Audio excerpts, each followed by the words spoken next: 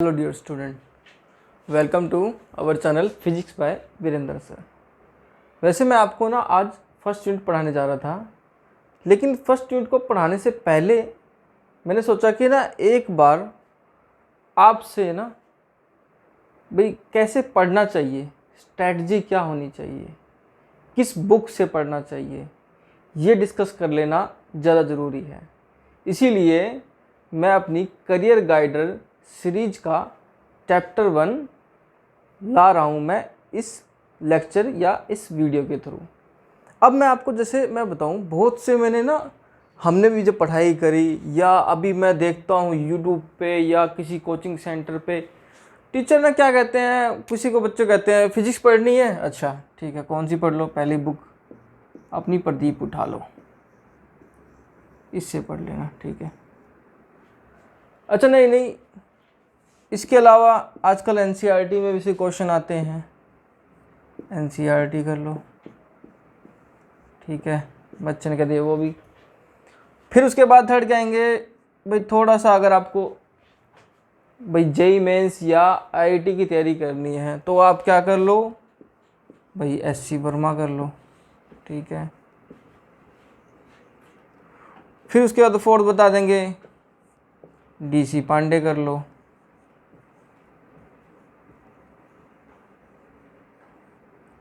फिर फिफ्थ बता देंगे भाई एक रश्मि खेल आती है, रेड कवर की आती है, वो कर लो। कोई कहेगा रश्मि खेल की जगह, रश्मि की मुझे स्पेलिंग में एग्जैक्ट ध्यान नहीं आ रही, क्या है डब्ल्यू शायद में भी साइलेंट होता है, रश्मि खेलिडे कुछ है, I don't know exact name, मुझे याद नहीं है उसका, मतलब सॉरी स्पेलिंग नहीं आ रही मुझे। फिर छठा कह देगा भाई इरोडो कर लो। इसके अलावा जो मस्ट है सेवंथ भाई जेई मेंस के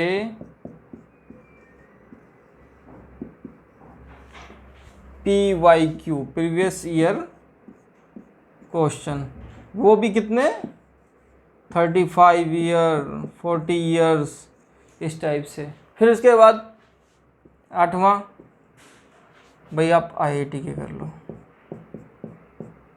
कितने सेम 35 ईयर 40 ईयर्स ऐसे। तो क्या मैं ये पूछना चाहता हूँ या मैं आपको ये कहूँ मैं कि आप सब ये बुक पढ़ सकते हो। एक बच्चा जो स्कूल जा रहा है, आई थिंक 8:30 तक स्कूल पहुँच जाता है या 8 AM तक स्कूल चला जाता है, और उसके बाद वो 1:30 या 1 PM पे आ रहा है, फिर उसके बाद तीन क्लासेस लगा रहा है, एक क्लासेस कम से कम 45 मिनट्स की होती है, 1 आवर्स, तो 3 घंटे वो हो गए। तो अगर मैं लगाऊं तो 5:30-6 यहीं बज जाते हैं। फिर उसके बाद आप घर आओगे, थोड़ी देर आप रेस्ट करोगे, फिर उसके बाद थोड़ा सा पढ़ोगे, फिर आपका डिनर का टाइम हो जाएगा, फिर उसके बाद थोड़ा बहुत वॉक करोगे आप, फिर आपके 10 बज जाएंगे। तो आप क्या सब ये पढ़ सकते हो ये चीज़? अगर कोई ऐसे कह दे तो इम्पॉसिबल है, ये नहीं पढ़ सकते। और आपको एक सब्जेक्ट नहीं पढ़ना, आपको देखा जाए तो 5 सब्जेक्ट पढ़ने हैं। 3 तो आपको बहुत डीपली पढ़ने हैं, 2 आपके जो हिंदी इंग्लिश लगा लो या इंग्लिश फिजिकल लगा लो या कुछ भी ऐसा लगा लो, वो सब्जेक्ट और पढ़ने हैं आपको। तो मेरा कहने का मतलब ये है, जो मैंने फेस किया, मेरे को 12th में ऐसे ही टीचरों ने बोला कि आप ना भाई ये भी कर लो, हम प्रदीप भी ले आए, हमने एससी वर्मा ले ली, डीसी पांडे, रश्मि खेलिडे ले ली, इरोडो नहीं लाया था मैं जेई मेंस के क्वेश्चन भी कर रहा, आईआईटी के भी कर रहा। फिर एक मैगजीन आती थी physics for you, chemistry today, mathematics today, हर महीने आती है, उसका अच्छा लेवल का क्वेश्चन होता है, वो भी कर लें। हमने क्या करा, 1 महीने तक ना हमारे जैसे 12th के टाइम इलेक्ट्रोस्टैटिक, हमने एक पहली जो इलेक्ट्रोस्टैटिक यूनिट थी हमने 2 महीने में कवर करी। कितने में? 2 महीने में कवर करी। हमने अच्छे से पढ़ ली, लेकिन उसके बाद क्या हुआ, जैसे सेकंड चैप्टर हमारा सेकंड यूनिट स्टार्ट हुई, उसके बाद क्या हुआ, हमने कोई स्ट्रेटजी नहीं बनाई थी, उसकी रिवीजन नहीं करी। वो 2 महीने जो हमने पढ़ी थी ना, वो 1 महीने के बाद हमारी 0 हो गई। मतलब आउटपुट क्या आया हमारा, 0 आया। और उस ऐसी ही बेकार स्ट्रेटजी की वजह से, मल्टीपल बुक पढ़ने की वजह से मेरा 1 साल ख़राब भी हुआ, मैं आपको यही कहूँगा, ठीक है। उसके बाद मैंने क्या करा, मैंने उसके बाद मैंने कहीं ट्यूशन नहीं करी, मैंने उससे नेक्स्ट ईयर अपने आप खुद से मैंने पढ़ाई करी, मैंने अपने आप ही मैंने फिजिक्स में मैंने सिर्फ प्रदीप पढ़ी, केमिस्ट्री में प्रदीप पढ़ी। केमिस्ट्री में 30 में से 29 क्वेश्चन ठीक थे, 30 मिनट्स में किए थे।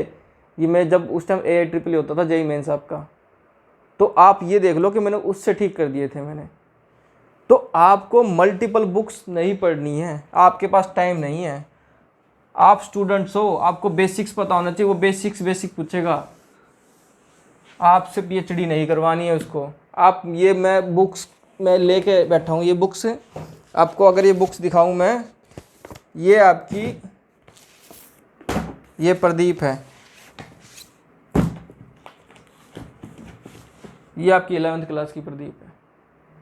ये एक ये हो गई, ये 39 ईयर्स की IIT की आपकी है, ये बुक हो गई। ये मेरे पास SC वर्मा पड़ी हुई है मेरे पास, ये SC वर्मा है, ये इसका साइज है। ये मेरे पास DC पांडे है। और उसके बाद अभी मेरे पास जेईई मेंस की जो 39 ईयर्स की आती है वो तो रह ही गई है। मतलब एक स्टूडेंट इतनी बुक्स कैसे पढ़ सकता है? मैं किसी भी पर्सन से पूछूं, अगर आप UPSC वालों को भी स्टडी करोगे ना, UPSC वाले बंदे, सबसे टफ एग्जाम होता है, तो UPSC वाले बंदे पता क्या बोलते हैं? 10 बुक्स मत पढ़ो, एक बुक पढ़ो, उसको 10 बार पढ़ो। रिवीजन मस्ट है किसी भी एग्ज़ाम को क्रैक करने का। सिर्फ एक ये मतलब सबसे स्ट्रॉन्ग पॉइंट है, रिवीजन ज़रूरी है आपकी। बिना रिवीजन के आप कुछ भी नहीं कर सकते हो। तो मैं आपको सजेस्ट यही करूँगा, इसमें आपको सिर्फ प्रदीप पढ़नी है। प्रदीप की लैंग्वेज भी इजी है, क्योंकि हमारी मदर टंग इंग्लिश नहीं है। कोई इतना बड़ा शशि थरूर नहीं है कि इतना फ्लुएंट इंग्लिश बोलता हो, समझता होगा, 2-4 बच्चों को छोड़ के। और मैं मास लेवल एवरेज बच्चे की भी बात कर रहा हूँ मैं। इसकी इंग्लिश भी ठीक है, कॉन्सेप्ट भी सही है, प्लस में आपको पढ़ने के साथ साथ आपको क्या करना है, आपको उसके बाद आपका जो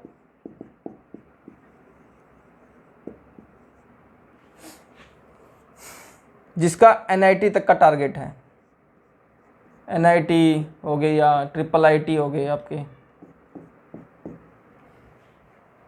या NSIT हो गए, वो जेईई मेंस तक के कर सकते हैं। और जिसका IIT तक का है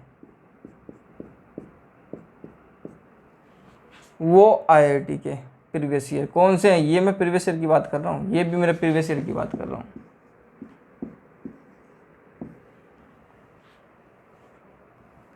इसकी थ्योरी और इसके क्वेश्चन, बाकी 1-2 क्वेश्चन, 2-4 या जो भी क्वेश्चन हमें लगेंगे SC वर्मा के कराने लायक है, आपके कॉन्सेप्ट आपको निकाल रहे, तो उसी के लिए हम आपको पढ़ा रहे हैं। आपको अपना टाइम ख़राब करने की जरूरत नहीं है। सबसे टफ टाइम मानता हूँ मैं स्टूडेंट का टाइम, क्योंकि उसको सबसे ज़्यादा डिसिप्लिन में रहने की जरूरत है, हद से ज़्यादा डिसिप्लिन। अगर एक सक्सेस चाहिए तो आपको डिसिप्लिन में रहना पड़ता है। किसी भी चीज़ को अगर आपको बिगाड़ना है ना, उसके लिए ज़रूरत नहीं है, नेचर का रूल है, स्पॉन्टेनियस काम होता है। कोई चीज़ इधर फेंक दो उधर फेंक दो, अगर किसी चीज़ को आपको जचा के रखना है ना, तो उसके लिए आपको एफर्ट करनी पड़ती है लगातार। तो आपको ये बुक्स पढ़नी है। अब उसके बाद ये तो मेरी बुक्स पढ़ने की होगी, मैंने बता दिया आपको 3। भाई आपको प्रदीप पढ़नी है, मैं बता रहा हूँ आपको। उसके बाद जेईई मेंस के क्वेश्चन, जिसको जेईई तक NIT तक का है भाई, जिसको लगता है भाई ठीक है यहाँ तक हो जाए, और जिसको IIT में जिसका एम हो रहा है वो IIT के भी क्वेश्चन सॉल्व करे। कॉन्सेप्ट हम आपको बता रहे हैं, आप चाहे 1000 क्वेश्चन कर लो, जब तक आप रट्टा मारोगे समझोगे नहीं चीज़ को। क्योंकि जब भी आप IIT में या जेईई मेंस में जाओगे ना, वो कोशिश करेगा आपको कॉन्सेप्ट से क्वेश्चन पूछने की, क्वेश्चन रिपीट नहीं होंगे आपके वहाँ पर। दूसरा, उसके बाद अब कई पर्सन कहते हैं यार मैं 14 घंटे पढ़ता था, मैं 15 घंटे पढ़ता था। अब कहीं आते हैं ना कोचिंग इंस्टीट्यूट जिनका AR रैंक 1 आ जाता है, तो बड़ी बड़ी फेंकना शुरू कर देते हैं। मेरा क्या भाई, मैं तो एलियन हूँ, मैं तो करिश्माई बंदा हूँ, मैं तो इस धरती का हूँ ही नहीं। मैं तो 14-15 घंटे पढ़ता था, इसलिए मेरा हो गया। सामने वाला बच्चा जो नया बच्चा है जो तैयारी करना है वो पहले होपलेस हो जाता है यार कि यार इतना घंटे में पढ़ नहीं सकता मैं। एक पहले, अब तो चलो आ गया है यूट्यूब पे भी, पहले हमारे टाइम में क्या होता था कि भाई जो बंदा कहते थे कि कोटा नहीं गया या दिल्ली बड़े बड़े इंस्टीट्यूट में कोचिंग नहीं करा उसका तो सिलेक्शन कहीं हो नहीं सकता, ना NIT जा सकता ना। तो आधा कोई बंदा अगर कोशिश भी करता तो वैसे वैसे हथियार डाल देता था। तो अब इसके बाद अब मैं बताता हूँ आपको, मैंने ना तैयारी करी थी गेट की, जब मैं एज ए JEE था तो मैंने तैयारी कर रहा था उस टाइम, तो मैं 14-15 घंटा उस टाइम भी शायद मैं नहीं पढ़ पाया। मैं आपको अपना टाइम टेबल बता देता हूँ, जिसमें मुझे ना स्कूल जाना था ना कोई कोचिंग अटेंड करनी थी। मैंने नोट्स मंगवा रखे थे किसी एक इंस्टीट्यूट के और उसी से मैं पढ़ रहा था। उसके बाद मैंने कैसे नोट्स तैयार करे मैं वो आपको वो भी दिखाऊंगा आपको। मेरा टाइम टेबल देखना आप, इतना और इतना टाइम टेबल सिर्फ 1-2 महीने के लिए फॉलो हो सकता है, जब आपका स्कूल भी बंद हो जाए, जब आपका ट्यूशन भी बंद हो जाएगा तब आपका फॉलो होगा। वरना तो आपको अगर उसके अलावा अगर ट्यूशन वगैरह लग रही है और उसके अलावा भी आप, मैं कहूँ 3-4 तो शायद ना भी कर पाए, 2 से 3 घंटे भी आप पढ़ लोगे ना, मोर देन सफिशिएंट है। ये किसके लिए कह रहा हूँ मैं, ये कह रहा हूँ स्कूल प्लस में ट्यूशन। आप अपनी स्कूलिंग भी कर रहे हो और ट्यूशन के अलावा बता रहा हूँ, क्योंकि तो वहाँ तो आप पढ़ाया जाएगा ना, रिवाइज तो कर नहीं पाओगे, समझ तो ये नहीं पाओगे ना, रिवाइज भी तो करना पड़ेगा आपको। और अपने हाथ से नोट्स बनाने हैं लास्ट तक में, आपको बुक से नहीं, बुक छोड़ देनी है, आपके हैंड रिटन नोट्स बनाने हैं और वो बताऊँगा किस तरीके से बनाने हैं। तो अब मैं आपको टाइम टेबल बताता हूँ। कोई बंदा कहता है 14-15 घंटे, वो पॉसिबल नहीं है। मैं क्या करता था, 8:30 पे उठ जाता था मैं, 8:30 AM पे नाश्ता वगैरह करके 9:30 पे मैं रीड करना शुरू कर देता था, पढ़ना शुरू कर देता था। ये चलता था लगभग 12:30 तक, 12:30 PM तक। फिर उसके बाद मैं यहाँ तक रीड करता था, ये मेरा स्टॉप टाइम था।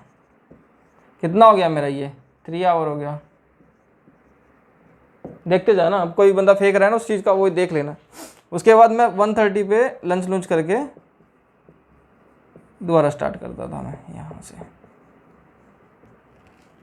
अब उसके बाद मैं लगभग 1:30 पे स्टार्ट करने के बाद लगभग 4 बजे तक मैं पढ़ता था। उसके बाद टी टाइम स्टार्ट हो जाता था मेरा।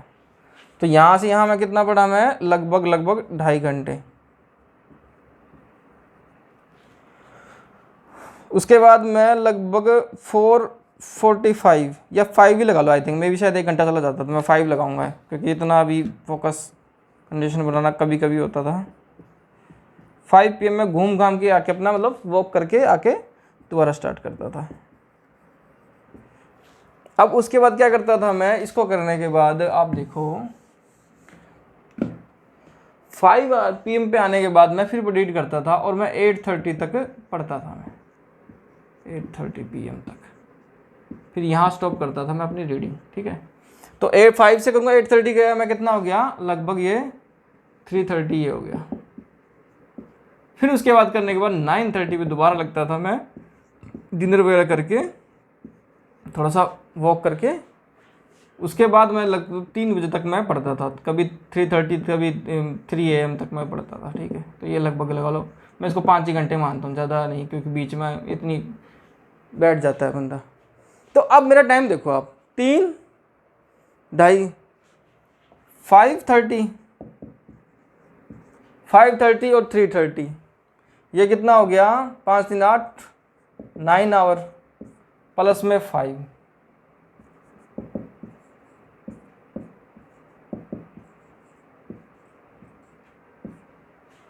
14 घंटे बने हैं, 14 आवर्स।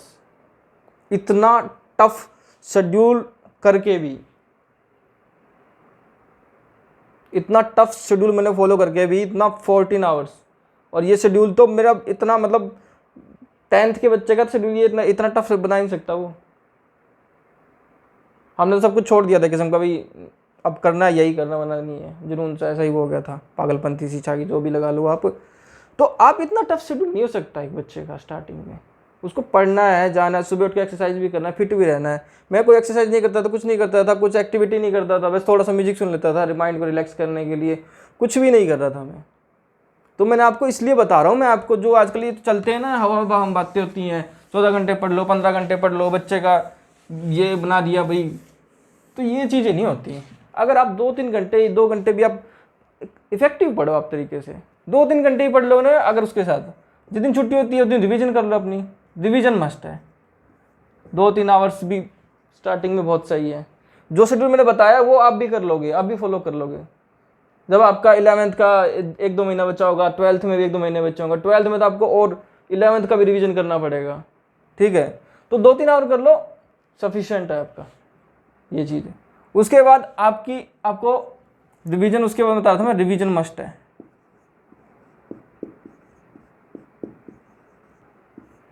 पढ़ मैंने सब लिया, रिवाइज नहीं कर पा रहा।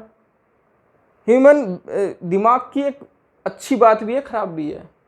इसको याद कुछ भी कर सकता है, लेकिन उसको याद करके रखना, उसको प्रिजर्व रखना, वो नहीं हो पाता। उसके लिए हमें रिवीजन की जरूरत पड़ती है।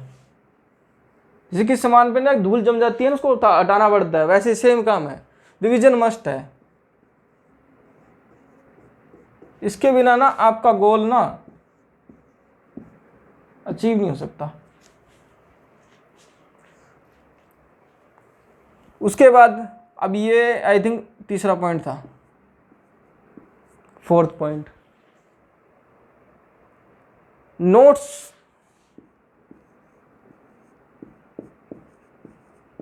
भाई नोट्स बनाने कैसे हैं? आप अगर कोई एग्जाम के टाइम पे आपको कह दे कि ये सारी बुक, मान लो आपके 2 दिन एग्जाम बच रहे हैं, तो आपके सारी बुक रिवाइज कर दोगे? ये इम्पॉसिबल, मैं भी नहीं कर सकता, कोई नहीं कर सकता, है ही नहीं। इतना किसी में दम नहीं है कि बंदा, इतना कोई जीनियस नहीं है। ये तो वो हो गया रोबोट वाला काम हो गया, रजनीकांत की मूवी का चिट्ठी जो था ना, रोबोट लिया ऐसे ऐसे किया सब पढ़ दिया। भाई वो पॉसिबल नहीं है, पॉसिबल ही नहीं है। उसके लिए नोट्स बनाने पड़ेंगे आपको। मैं आपको दिखाता हूँ मैंने नोट्स कैसे बनाए थे। मैंने ना पावर इलेक्ट्रॉनिक्स के नोट्स बनाए थे मैंने, अगर आपको इसमें दिखेगा। ब्लैंक यूज करो, जिसमें लाइनिंग है उसमें भी, क्योंकि उसमें जब आप डायग्राम बनाओगे ना तो वो डायग्राम साफ नहीं दिखेंगे। अब ये डायग्राम दिखते हैं, दिमाग पे छपते हैं। कलर पेन से बनाओ। ये देखो, इसमें मैंने सिर्फ बुक में जो भी हिस्ट्री लिखी है, कहानियां लिखी हैं, बुक्स में कहानियां लिखी है, इसमें कुछ नहीं। मैंने डायग्राम बना दिया मैंने, उसके बाद कर दिया फॉर्मूला निकाल दिया मैंने, उसके बाद लिख दिया, उसका नोट भी डाल दिया कोई important. If there is any wave in which average value 0, it mean in that wave half wave symmetry is there, मतलब हाफ वेव सिमेट्री होगी, और इवन हार्मोनिक विल बी 0। मतलब ऐसे ऐसे पॉइंट्स आपके, ये मेरे पावर टेनिस का था वैसे तो, ऐसे ऐसे पॉइंट्स आपको फिजिक्स में आपको डालने होंगे ताकि आपको नोट्स याद रखे। जैसे आपका एक क्वेश्चन आएगा आपका, जैसे क्वेश्चन क्या आता है, एक सेल होता है ये 12th में, अब इस पे चार्ज दे दिया,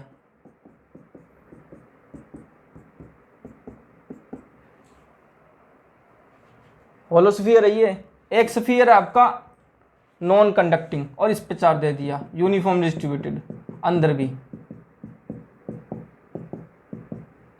अब वो कहेगा दोनों का रेडियस ना सेम है, अब सेम अंदर एक रेडियस स्मॉल आर पे, इसकी वजह से रेडियस कैपिटल आर है, और ये स्मॉल आर है, सॉरी ये बना दिया मैंने, और वैसे ये कैपिटल आर है, दोनों की रेडियस सेम है। सेम पॉइंट ले लिया मैंने, एक ले लिया पॉइंट ए, एक ले लिया पॉइंट, मैं यहाँ भी ए ही मान लेता हूँ मैं, या बी, सॉरी बी मान लेते हैं हम, लोकेशन सेम है दोनों की पर अलग अलग है, तो ये बी मान लेते हैं। तो अब वो पूछेगा भाई इस पे यहाँ पर इलेक्ट्रिक फील्ड निकालो, और वो कह देगा यहाँ पर इलेक्ट्रिक फील्ड निकालोगे।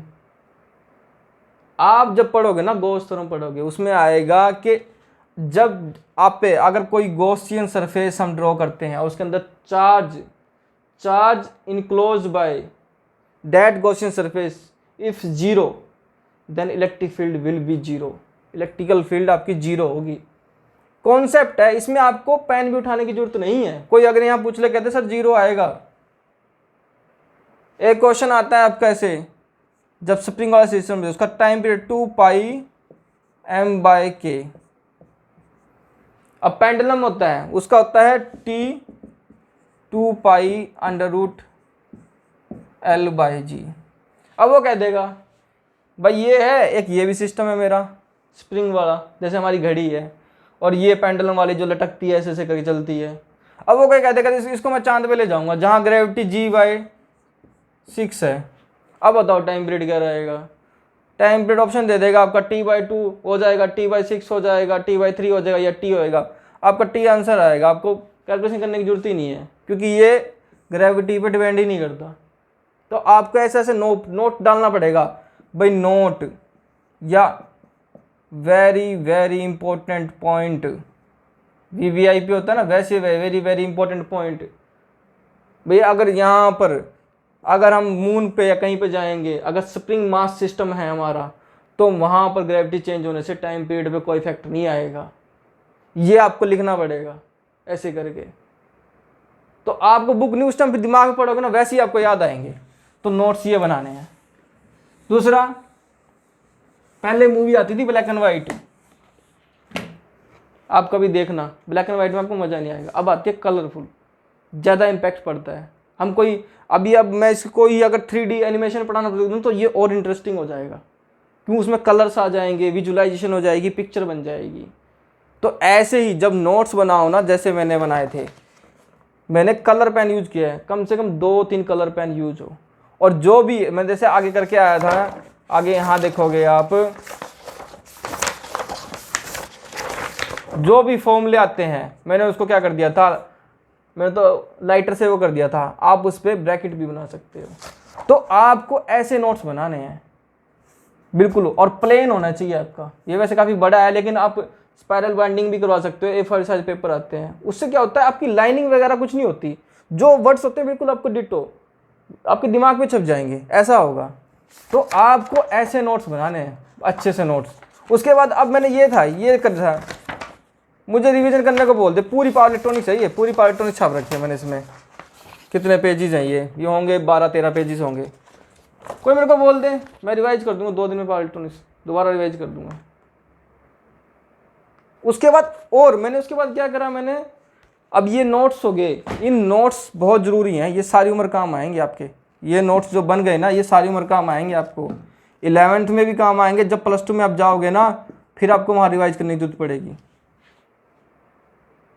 और ये तो है नहीं कि AIJEE मेंस वाला कहानी सुनेगा, हाँ भाई न्यूटन कहाँ बैठा था, पेड़ के नीचे बैठा था, अच्छा क्यों बैठा था, क्या गिरा था, वो थोड़ी पूछेगा, वो कॉन्सेप्ट पूछेगा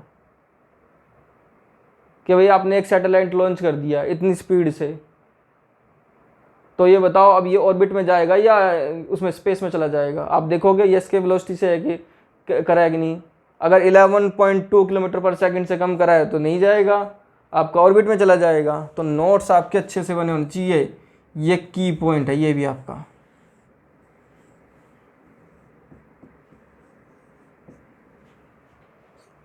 अब नोट्स में कलर्ड होना चाहिए, कलर पेन से। जिसकी ड्राइंग अच्छी है वो ड्राइंग के साथ। अभी मैं इसको ऐसे मैं लिख दूं, मैं कह दूं 2 पर्सन खड़े हैं भाई, ठीक है, एक के हाथ में बॉल है, दूसरे हाथ में बैट है, कुछ विजुलाइजेशन नहीं आई। अब इसको मैं ऐसा कर दूं,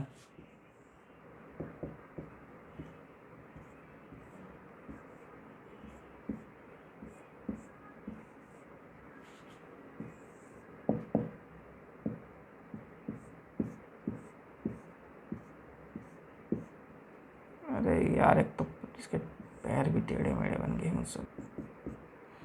ये बॉल लड़का, ये बंदा है, ये इसके हाथ में बैट है, जो भी लगा ले, ठीक है। अब मैं जो बात बोली है और जब मैं विजुलाइजेशन करा है, अब मेरी ड्राइंग इतनी गंदी है, अगर मैं इसको और अच्छे से मैं 3D में कर दूं तो और अच्छे से मेरे को, अब इसके साथ जो भी बात लिखूंगा ना मैं, आपके ना दिमाग में याद रहेगा। अभी एक वो आई थी, वीडियो आई थी इस पर कि हम अपनी मेमोरी के भाई कैसे याद रख सकते हैं किसी चीज़ को। एक पर्सन था, उसने गिनीज वर्ल्ड रिकॉर्ड में अपना नाम रिकॉर्ड वो दर्ज करवा रखा था। बोला मैं भी किसी भी चीज़ को ना एक पिक्चर के साथ रिलेट करता हूँ, और मुझे कोई पिक्चर, या मैं जैसे इस पिक्चर को क्लिक करता हूँ मेरे को सारा मैटर याद है, उसके साथ क्या क्या हुआ। आपके साथ कोई भी इंसिडेंट होगा, जैसे ही आपको वो प्लेस दिखेगा ना, आपको उसके वहाँ आप कब गए थे, कैसे क्या क्या हुआ था, कहाँ कहाँ घूमे थे आप, सब आपको याद आ जाएगा। तो आपको नोट्स बनाते हुए आप अगर डायग्राम के साथ बनाओगे कोई भी चीज़ रिलेट करके, अगर डायग्राम नहीं है तो भी अपनी बातों में आपने डायग्राम बना दिया, बहुत जल्दी याद होएगा आपको, बहुत जल्दी और बहुत इफेक्टिवली याद रहेगा आपको। तो आपको नोट्स ऐसे बनाने हैं, उसके बाद कंजस्टेड होते जाना है। उसके बाद जैसे लास्ट में आप करते जाओगे ना, तो आप कोशिश करो नोट्स को छोटा करते जाओ। फिर उसके बाद सिर्फ फॉर्मूले या कोई ऐसा नोट या कोई ऐसी पॉइंट्स जो आप भूल जाते हो। मैंने क्या कर दिया था, इधर पावर इलेक्ट्रॉनिक्स लिख दी थी मैंने जब मैं कर रहा था गेट की तैयारी, और इधर मैंने दूसरा सब्जेक्ट ले लिया था, डिजिटल इलेक्ट्रॉनिक्स ले ली थी मैंने। ऐसे ऐसे मैं इसके पॉइंट्स लिखता गया, 1 2 3, इसका ये फॉर्मूला, इसका फॉर्मूला, इसका फॉर्मूला। मैंने क्या करा, मतलब एक दिन में ही 2 सब्जेक्ट मैंने वो कर दिया, रिवाइज कर दिए। बुक से तो मैं दोबारा नहीं कर सकता, बिल्कुल भी नहीं कर सकता। मैं बुक से कैसे पढ़ूंगा, ठीक है। अब इस चीज़ को आप ही देखो, तो तभी कह रहा हूँ मैं, नोट्स बहुत ज़रूरी हैं। हम गलती करते हैं, हमने मैं भी कहीं ना कहीं सक्सेस नहीं हुआ था स्टार्टिंग में, तो वो मतलब मेरे यही पॉइंट्स मेरे गड़बड़ थे, इन पे मैं वर्क नहीं कर रहा था। एक भाई डिसिप्लिन,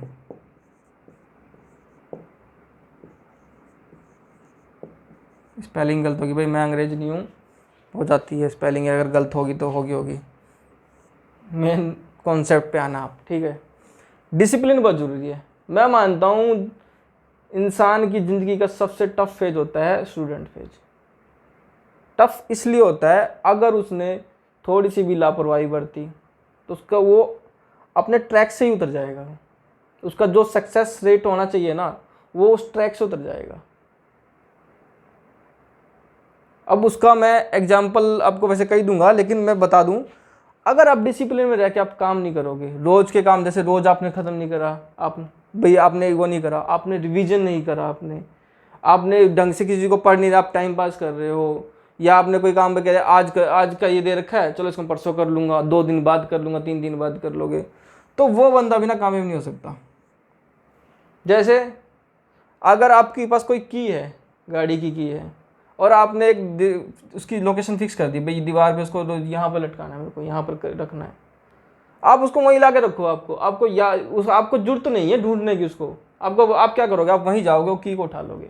मेरे साथ भी ऐसे रखा है, मैं जब भी की को अगर कहीं बाहर देता हूँ ना, मैं ढूंढते रहता हूँ, आधा घंटा खराब हो जाता है, क्योंकि रहता है की कहाँ रख दी मैंने, वहाँ रख दी, कभी पैंट की जेब में रखी है, कभी कहीं रखी है। तो क्या है, इससे क्या होता है, टाइम वेस्टेज होती है हमारी। तो आप डिसिप्लिन में रहना बहुत ज़रूरी है एक स्टूडेंट के लिए, बहुत बहुत ज़्यादा ज़रूरी है ये।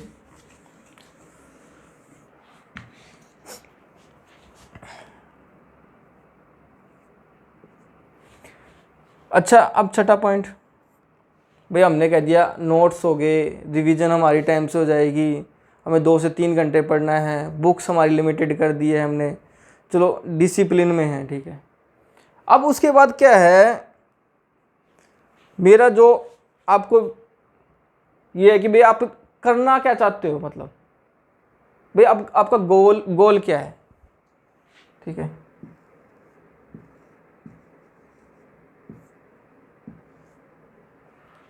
भाई आप फिजिक्स मतलब आप नॉन मेडिकल ले लिया हमने, भाई ठीक है, टाइम पास के लिए ले रखी है हमने।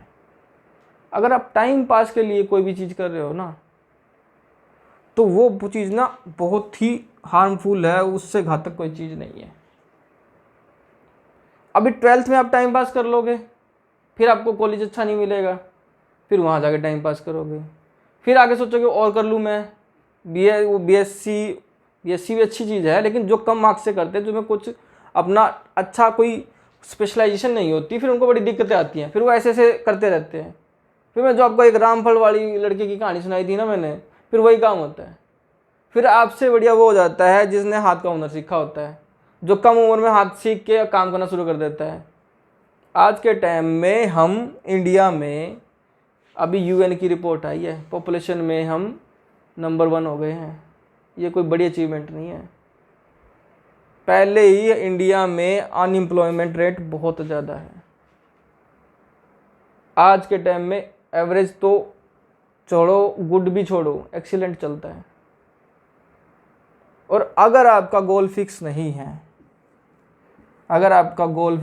है, कि मुझे ये अचीव करना है, आप मेहनत नहीं कर सकते, आप मोटिवेटेड नहीं रह सकते। और अभी मेहनत क्यों करनी चाहिए?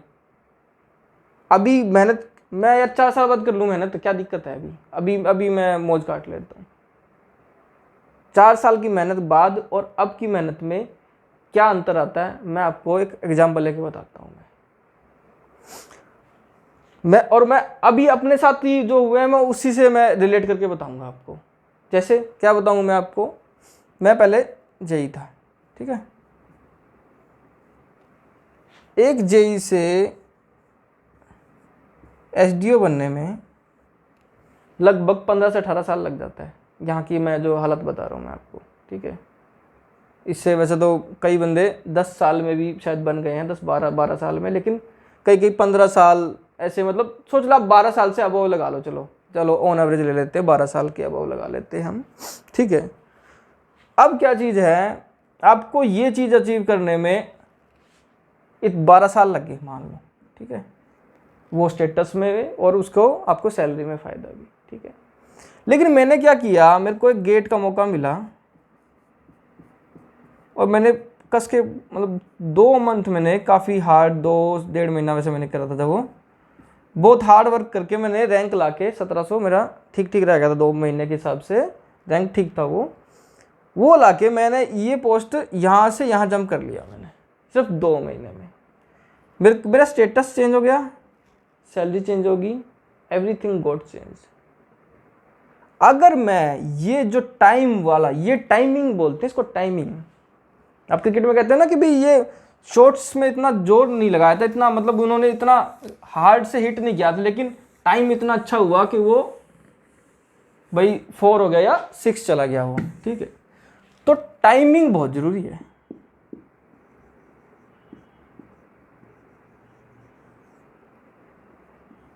हार्ड वर्क 2 टाइप के होते हैं, एक तो टाइमिंग मतलब टाइम के साथ हार्ड वर्क हो, और एक जब आफ्टर टाइम हो, मतलब टाइम निकल चुका हो।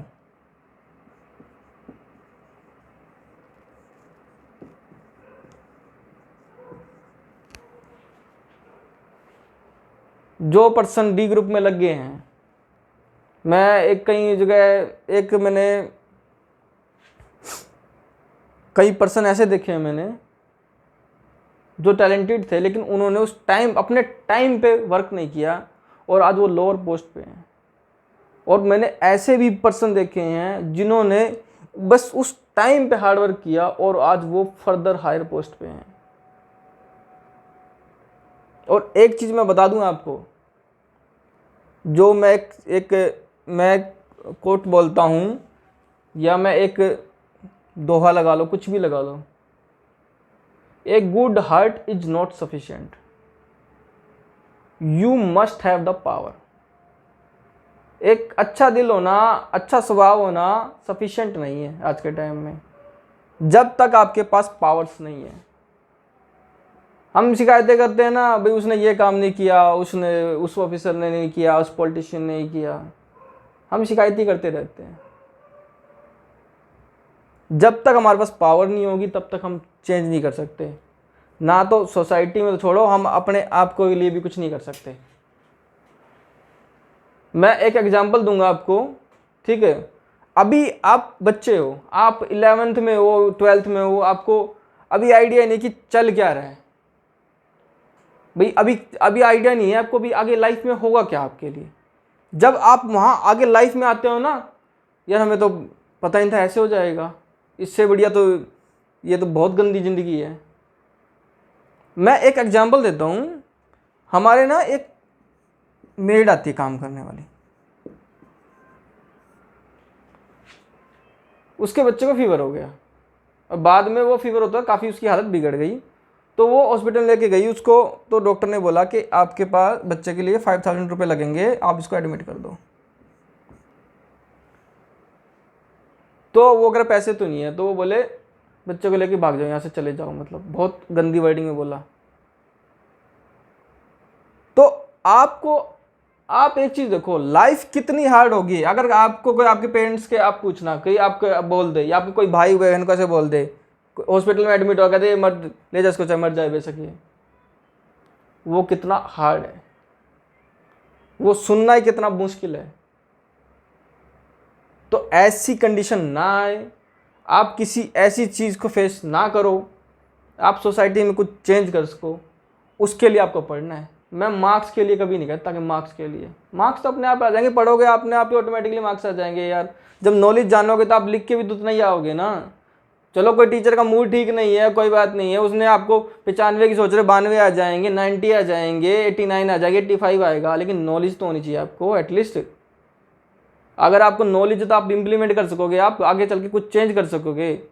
मार्क्स इंपॉर्टेंट हैं, एफर्ट पूरी करो, लेकिन मार्क्स भी इंपॉर्टेंट ज़्यादा है नॉलेज। अपनी नॉलेज को के लिए आप पढ़ाई करो। अभी मैंने आपको इतना बताया है कि क्यों पढ़ना चाहिए, मैंने आपको बताया है कैसे पढ़ना चाहिए, मैंने ये बताया है। मैंने आगे ऐसे ही मैं आपको ये कह देना चाहता हूँ, मैं आगे आप मोटिवेटेड रहो इसी के रिगार्डिंग में। मैं करियर गाइडर सीरीज का चैप्टर 2 एक इंटरव्यू लेके आऊँगा, ऐसे ही पर्सन जिसने बहुत स्ट्रगल किया है और आज वो एक अच्छी पोजीशन पे है। अगर आपको मेरे ये करियर गाइडेंस का ये वीडियो पसंद आया तो इसे लाइक शेयर करें और चैनल को सब्सक्राइब करें। Thank you.